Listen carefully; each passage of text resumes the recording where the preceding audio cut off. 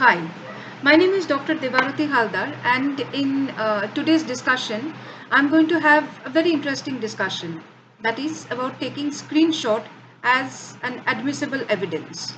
Most of the times, we, the general individuals, we may receive certain communications, we may receive certain images, we may receive certain texts, audiovisual content, etc over different platforms, over different messaging platforms, and we may immediately take a screenshot and we may store that screenshot in our device, many devices also, thinking that if anything happens or if we need to go to the police, this is the screenshot which is going to give us proper justice. That means many of us may think that if we just produce that particular screenshot in the courts of law, then immediately it will be admissible. No, it may not happen. For admissibility of any sort of electronic records, data, electronic evidence, etc., we have to fulfill the conditions of Section 65B of the Indian Evidence Act. In my previous YouTube session, I have discussed about WhatsApp chat validity and its admissibility in the courts, and I have discussed about Section 65B of the Indian Evidence Act. Uh, the link of that discussion, that link of that session is there in the description box. Now, most of the time, when we suddenly receive something, some text message, some content, etc., which can be violent content, which can be something which is sexually explicit content, which can be threatening content, etc., the recipient, that is, we who receive these messages, we may also think that the sender is an accused person. We may immediately put that sender in the place of the accused and may think that there is some intention, there is some mens rea to commit some crime with us, to commit some crime targeting us. But, and on this very basis, on this very belief, we immediately go to the police. We may immediately go to the police. We may think that to start some kind of proceedings, etc. Some of us may definitely feel like doing this. But please also do understand, when we are taking a screenshot, how to take the screenshot. It's not just the text message that is needed for getting the entire electronic record be tagged as electronic evidence provided Section 65B of the Indian Evidence Act. Conditions mentioned in that are fulfilled.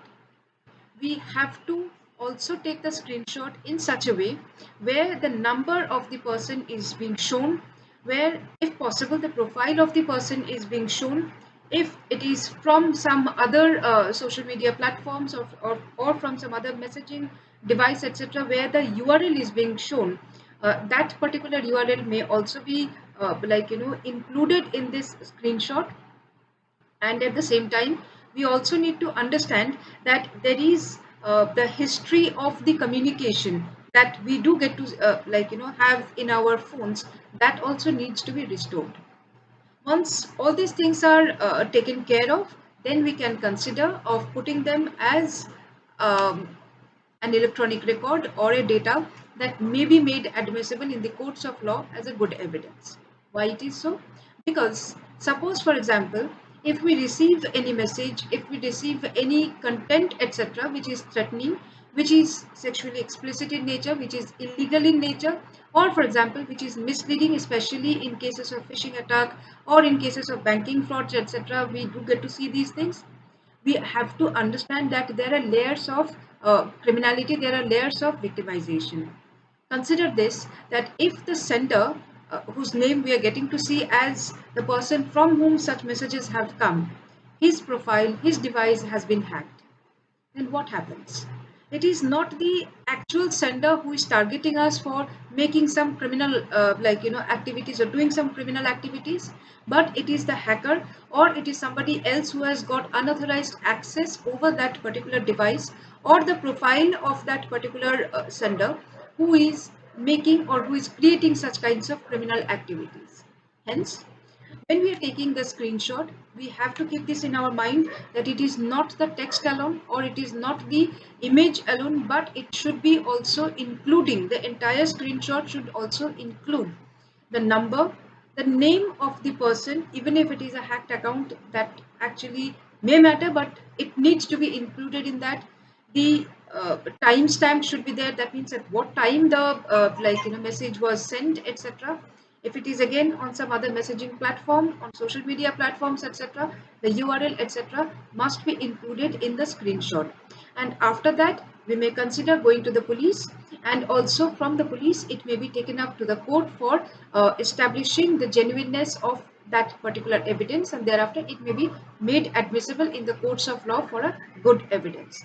Never try to find out that who had sent these kinds of messages by relying on hackers, including amateur hackers or ethical hackers, because by that we are also creating some other kinds of criminal activities, because our Information Technology Act 2000, amended in 2008, does not recognize any sort of hacking.